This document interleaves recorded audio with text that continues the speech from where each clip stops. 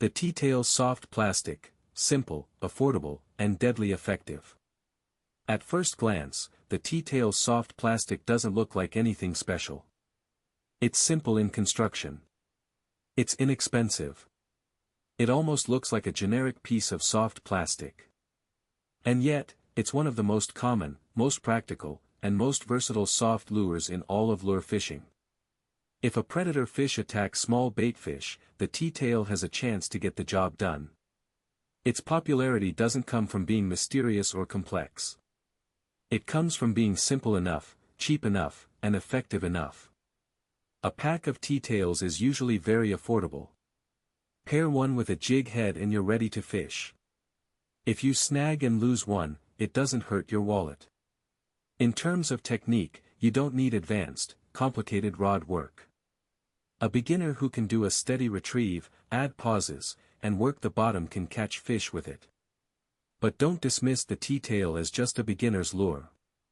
By the end of this video, you'll see the T-tail in a completely new light. So what exactly is a T-tail? Simply put, it's a soft plastic lure with a tail shaped like the letter T, a paddle, or a small boot. The body typically resembles a small baitfish. The most critical part is the tail. When you retrieve, hop it off the bottom, drag it, or let it fall through the water column. Water resistance makes the tail kick side to side. That tail movement drives a subtle body wobble through the entire lure. So the core of the T-tail isn't the body, it's the tail. The body provides the silhouette. The tail creates the action, generating kick, thump, and vibration. The history here is interesting. Early soft plastics were primarily soft worms and creature baits. They solved one problem, using soft material to imitate small aquatic creatures that fish prey on. But then anglers discovered something crucial. Fish don't always hunt by sight alone. Underwater, fish use their lateral line to detect water displacement, vibration, and the movement state of prey. So soft lure design began moving toward baitfish imitation, bodies shaped more like fry, tails designed to kick more easily in the water. Over time, this evolved into the T-tail soft plastic we know today. Compared to hard baits, it's softer and feels more natural in a fish's mouth. Compared to plain soft worms, it looks more like a small fish. And compared to many hard lures, it's easier to adjust your fishing depth and presentation. So think of the T-tail as a highly adaptable, soft-bodied baitfish imitation. The T-tail catches fish through four main mechanisms. First, silhouette. The T-tail body typically resembles a small fish, a shrimp, or a small bottom-dwelling creature. When a predator is feeding, if it sees something of the right size, moving at the right speed with the right posture, it may attack. The T-tail doesn't need to be hyper-realistic. Most of the time, if the size and outline are right, the fish will treat it as something edible. Second, tail kick. The T-tail's paddle kicks side to side in the water, especially on a slow retrieve. This action closely resembles a small fish swimming. A larger tail produces bigger kicks and stronger vibration, great for murky water, night fishing, and when fish are active. A smaller tail produces subtler movement and weaker vibration, better for clear water, cold water, and when fish are finicky and cautious. Third, hydrodynamic signals. Many beginners think fish only use their eyes to spot a lure. That's wrong. Fish also use their lateral line to sense vibration and water displacement from nearby objects. The water disturbance created by a kicking T-tail tells the fish, there's a small living thing moving right here. Fourth, rhythm changes. The T-tail isn't just about steady retrieves. You can slow roll it, hop it off the bottom, pause it, drag it along the bottom, or let it fall naturally. Many strikes don't happen when you're burning it back. They happen on the pause, on the fall, or at the exact moment the lure starts moving again after stopping. So the T-tail's fishing philosophy can be summed up in one sentence: use a soft body to simulate a realistic mouth feel, use the tail to generate underwater signals, and use your weight and rod control to determine where, at what speed, and with what posture the lure presents itself. Let's talk about materials. For beginners, here's the simple version: TPE floats, PVC sinks. TPE offers high elasticity, bite resistance, and buoyancy. When paired with a jig head or a Ned rig, a TPE T-tail won't simply lie flat on the bottom after a pause. Instead, it assumes a head-down, tail-up posture with the tail angled upward. This posture is incredibly effective when fish are glued to the bottom but won't open their mouths.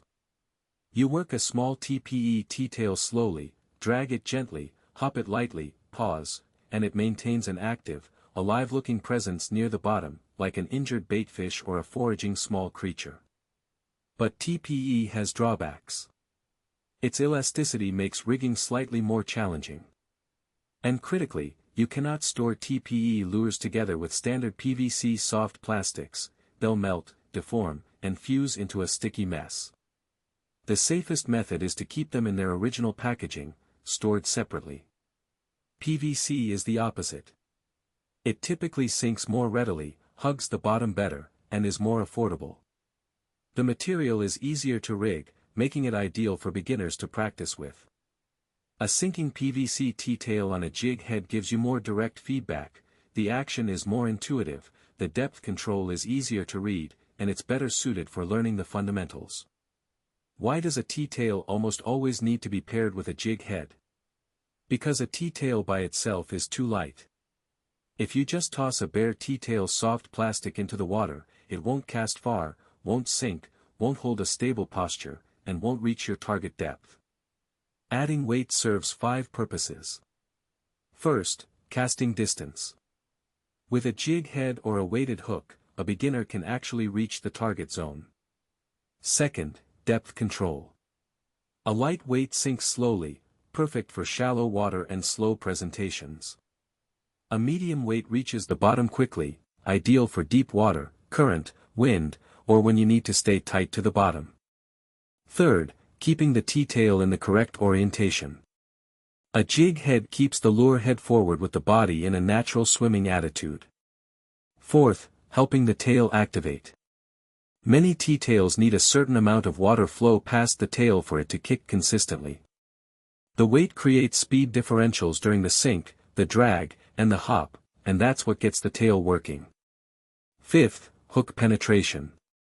Different jig head and weighted hook shapes affect your hookup ratio, snag resistance, and hook setting angle. So beginners shouldn't just look at the T-tail itself. Look at what hook it's paired with, what weight, and for what depth. The same T-tail with a 2-gram jig head versus a 10-gram jig head, those are two completely different presentations. For beginners using a jig head for the first time, here's how to rig it. Insert the jig head into the head of the soft plastic, and bring the hook point out through the back. Make sure the soft plastic sits straight and isn't twisted. If it's crooked, the T-tail will spin in the water. Jig heads excel in open water, around rocks, near bridge pilings, along shoreline structure, and for bottom searching. The technique is simple: cast it out, let it sink, and once it reaches the bottom, do a slow retrieve. Or gently lift the rod tip to make it hop up, then release the line to let it fall. A huge number of strikes happen during that falling phase. Here's the thing about lure fishing: it's not about the most complicated rig being the most effective. The most effective approach is often the simplest one. Let's wrap up with a 1-minute summary. The core of the T-tail soft plastic isn't how realistic it looks, it's the tail. The tail produces a natural kicking action underwater. For beginners, step 1 isn't about buying dozens of different lures. Learn to rig a T-tail on a jig head properly. Practice the steady retrieve, the bottom hop, and the pause. Learn to feel whether you've reached the bottom. Learn to detect bites. When you can feel the bottom composition, sense structure, recognize strikes, and understand what your lure is doing down there, you're no longer just throwing plastic into the water and hoping. You're reading the water. And you're beginning to truly understand lure fishing. If you found this video helpful, hit like and save it. Watch it again before your next trip. Any questions about soft plastics, or anything else you want to learn about lure fishing, drop a comment below. Subscribe for practical, no nonsense lure fishing content. See you in the next one.